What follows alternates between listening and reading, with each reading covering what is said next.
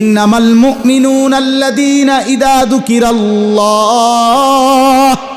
ওয়াজিলাত কুলুবুহুম ওয়া ইযা তুলিয়াত আলাইহিম আয়াতুহু যাদাতহুম ঈমানা।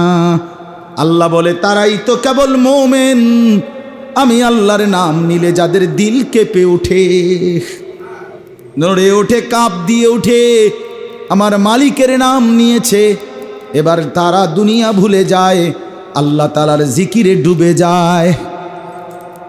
ওয়া ইযা তুলিয়াত আলাইহিম আয়াতুহু যাদাতহুম ঈমানা। আল্লাহ বলেন তারাই তো মুমিন, আমি আল্লাহর কোরআনের আয়াত যখন পড়ে কিংবা শুনে সাথে সাথে তাদের ঈমান নতুন করে আগের চাইতে বেড়ে যায়। তাহলে কোরআনুল কারীমের তিলাওয়াত এর সাথে মুমিন হওয়ার